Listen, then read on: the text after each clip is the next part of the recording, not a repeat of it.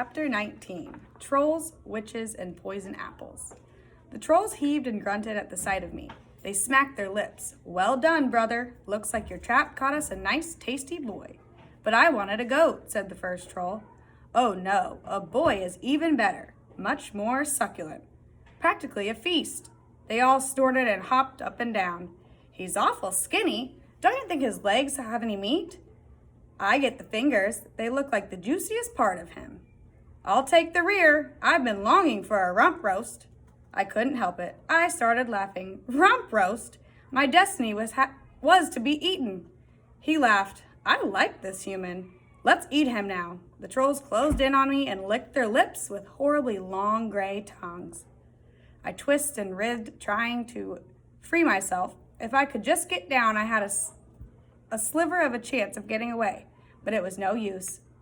My bindings only tightened with my squirming, and the trolls were now packed in a circle around me. I squeezed my eyes shut and prepared for the worst. Wait, said a troll. I opened my eyes. The troll held out his arms to stop the others from coming closer. Maybe he wanted to eat me all by himself. He sniffed hard through his fat. Do you smell that? The other troll sniffed too. I stalked forward until they were all right up close. From upside down, I could see straight up their noses, all hairy and slimy. He smells, said one troll. Not like most humans, finished another. Cut him down, said the first troll, and don't let him go. It was hard to tell from upside down, but I thought the trolls looked a little bit confused. With a click slash, I was released and fell right at the feet of my captor. I looked up at him and squealed. He was terrifyingly ugly and smelled even worse. Bring him over near the fire, he told the others. Mard will want to see this. The fire? They didn't want to eat me cold. The trolls dragged me through the trees like a dead rabbit. I couldn't speak or even move. Scared out of his senses, laughed one troll. We have the effect on humans. The trolls dragged my limp body further into the trees, until we reached a small clearing where there was a large fire and even more trolls sitting around it. They released me, and I scrambled to my hands and knees to search for a way to escape. But I was surrounded by smelly, ugly, man-eating trolls. A pot of some stinking brew was boiling over a fire. Maybe they intended to cook me in that. What's this? Said a girl troll. The only reason I thought she was a girl was because her voice was slightly higher, and she had two long, tangled braids. Otherwise, she looked the same as the rest. This boy tried to eat the apples, said the troll, dragging me. Of course he did, said the girl troll. But what did you bring him here for? Bork did it, said one. He said not to let him go. The first troll, the only one called Bork, reached down and lifted me up by the back of my shirt with one hand. I flailed my arms as I hung in the air. Smell him, Mard, said Bork. The girl troll bent down and sniffed a little, and then a lot. I held my breath, so I wouldn't have to sniff her. Finally, her eyes widened, and she looked up at Bork. Strange, said the girl troll. I guess her name was Mard. I know, said Bork. I almost wish he had eaten one of those apples just to see what would have happened. A few trolls growled at Bork. They all seemed to think he had something really horrible. A few of the trolls closed in on me. Maybe they thought the apples would spoil the taste of their dinner. All this talk of food was making me hungry, and if I couldn't eat before I died, I'd like to die quickly. Could we get this over with, please? I said. The trolls looked at me confused. I guess they didn't often have people begging to be eaten. Get it over with, said one. Who do you think you are making demands? Well, I've been through a lot and I could use a break. So if you could just eat me fast. The trolls were all silent for a moment as they looked from each other to me and back to each other. Then they all started laughing, or I guess they were laughing. Their bodies were heaving like laughter, but the laugh sounded more like growls and howls and snorts. Bork suddenly released me, and I fell to the ground with a grunt. All my sore bones screamed at me. He's begging us to eat him, said a troll. We don't really want to eat you. What of you is there to eat? But, I started. Here, Mard, the girl troll, handed me a cup of what looked like steaming mud or something worse. You must be hungry, seeing as you were trying to eat those apples. Have some sludge. The sludge was a greenish brown, and it stank and moved. All the trolls were slurping it down like it was honey, but that made it even less appetizing. I looked down at the sludge and then back up at the trolls. You're not going to eat me? Ick, blech, said a troll. Another girl, I thought. It was still hard to tell. It's a bit of a joke that humans believe we'll eat them, said Bork. And they think they actually taste good? So vain. But it keeps them away, mostly. Away? Away from us, said Mard. Humans are trouble dressed up pretty, especially that greedy idiot King Barfahue or whatever his silly name is. What kind of trouble? I asked. Humans, we always thought it was trolls who were the trouble. And that's the way we like it, said Bork. The other trolls gagged and spit in agreement. If those greedy humans didn't think we'd gobble them up, they'd try and make slaves out of it. Slaves? But why? I asked. All the trolls looked different directions and shifted uncomfortably. Never mind why, said Mard. The humans take one look at living creature and think only of how they can use it. So we've made ourselves out to be villains, said Bork. Isn't that smart? It's not smart if you're going to tell him, said a troll, wearing a helmet with deer horns. He's a human too, you know. He's not like the rest. Can't you smell it on him? Asked Bork. I can, said Deerhorns. Smell what on me? I tried to sniff myself. I was pretty dirty, but I couldn't smell anything over the rancid odor of the trolls and their sludge. The trolls looked at each other cautiously. Never mind that, said Mard. We're not going to eat you. I was still a little suspicious sitting here in the midst of all these trolls who kept saying that I smelled. What were you trying to catch by the apple tree if you don't eat humans?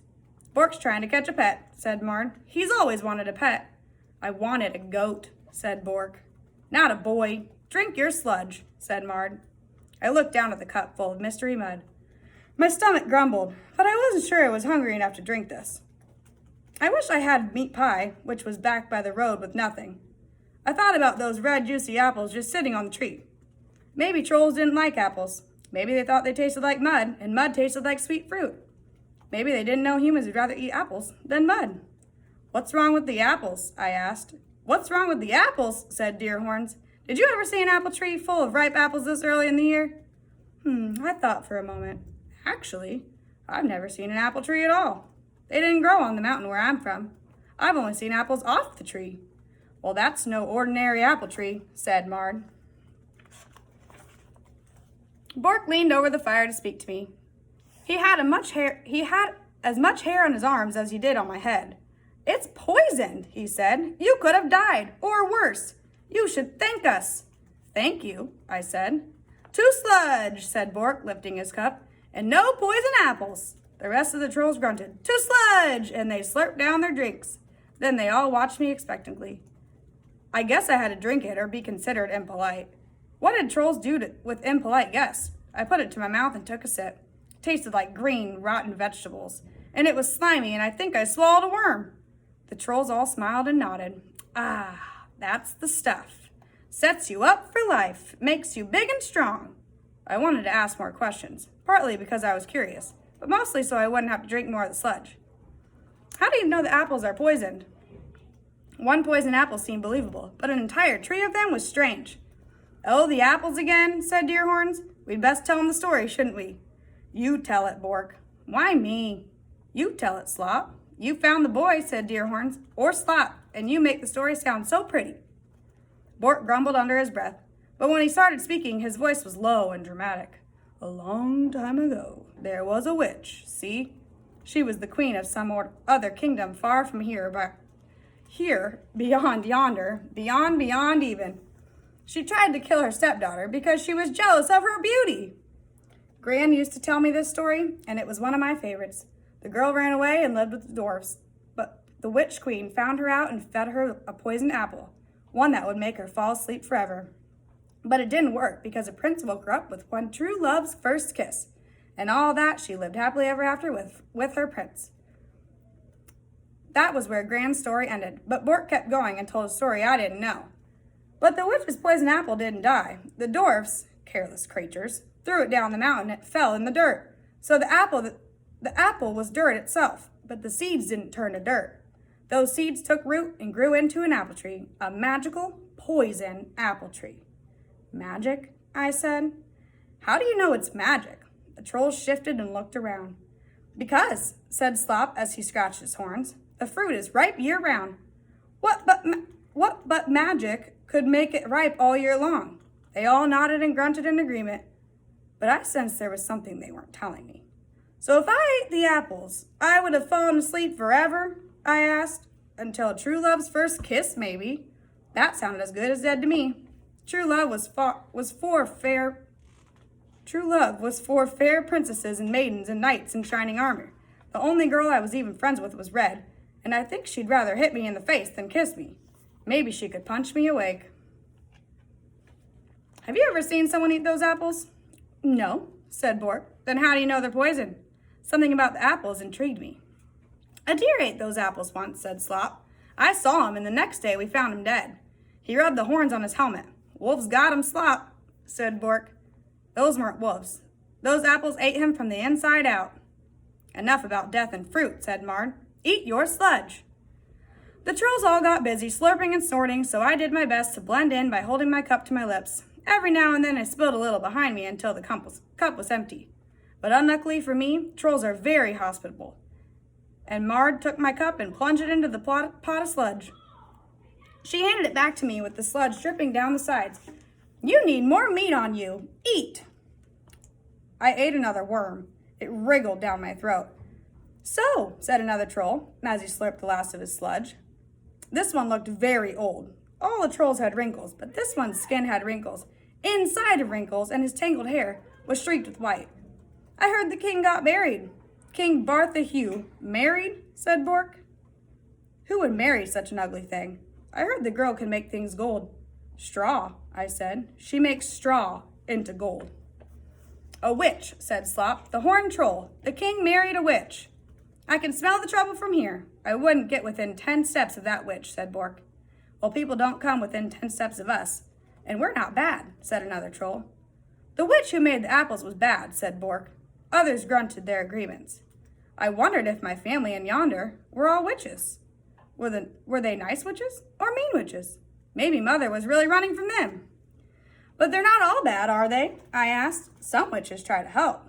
You would know, said a big troll, and Mard whacked him on the back of the head with her club-like arm. He whacked her back. Then all the trolls started whacking each other, and they rolled and wrestled on the ground. I stood quickly, spilling sludge all down my shirt. A couple of trolls came near the fire, and sparks flew up in the air before they rolled away laughing in their grunty, snorty way. It seemed like this was common troll after dinner play. I looked on as the trolls wrestled and snorted and punched each other, almost enjoying the scene until one troll suddenly sank down to the ground beneath some of the leaves. All the trolls gasped. Quickly, they hauled the troll out and began shoveling leaves over the place where he had fallen. Mard waddled over to me and tried to turn me around, but then another troll slipped on the edge. Soon the entire mass of leaves was scattered, revealing something that the trolls did not want me to see. I broke away from Mard. Beneath the leaves was a hole, and in the hole was a huge stash of curious objects. A boot, a mirror, lots of little boxes, and trinkets that looked old and valuable. A coil of golden rope that looked oddly like hair. A shimmering cloak, and a golden harp. The harp was playing all by itself. And that is the end of chapter 19.